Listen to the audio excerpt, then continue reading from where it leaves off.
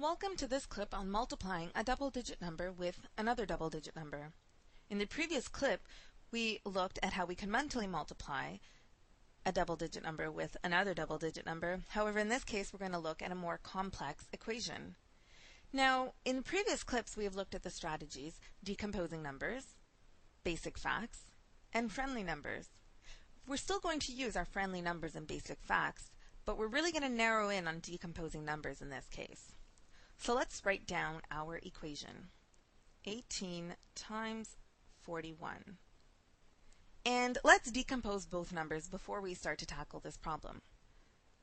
18 can be decomposed into 10 plus 8. As just a reminder, decomposing a number means to take 10 or a multiple of 10 out of the number and add on the rest of the number. 41 can be decomposed into 40, since 40 is a multiple of 10, and add on the rest of the number, which is 1. Alright, let's try and tackle this equation. First thing I'm going to do is decompose the number 18. I'm going to introduce brackets. So 18 can be decomposed into 10 plus 8. So I'm going to write that down.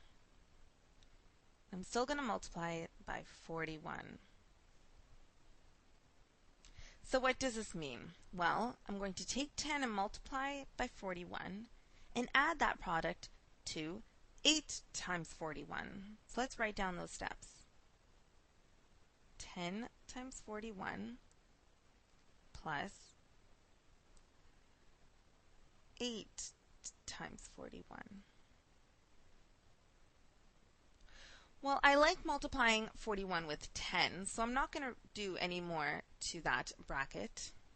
However, 8 times 41. Well, 8 is part of my basic facts, but multiplying all the way up to 41 is definitely not. So I'm going to write down the beginning of the equation. However, 41 I'm going to decompose.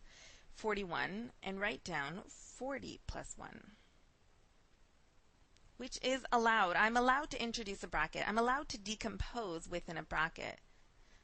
This bracket means I have to multiply 8 with 41. And the same thing holds. All this means that I'll have to multiply 8 with 40 and add that product to 8 times 1. So let's write down the next step.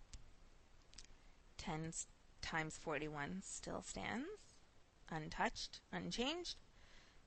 Next step. 8 times 40. And I'm going to have to also write 8 times 1. Alright. I've now broken down 18 times 41 into 3 smaller products. More manageable products, if you will. So let's go ahead and solve. 10 times 41, well, I can write down 41 and add a 0. The beauty of multiplying a number with 10.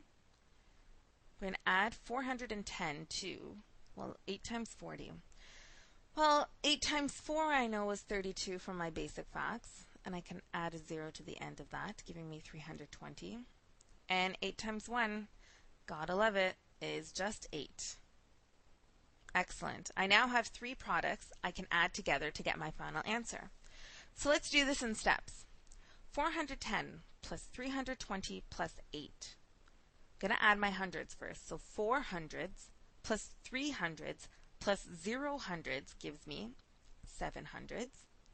110 plus 210 plus 0 tens gives me 3 tens. And 0 ones plus 0 ones plus 8 ones gives me 8 ones. So I have a final answer of 738.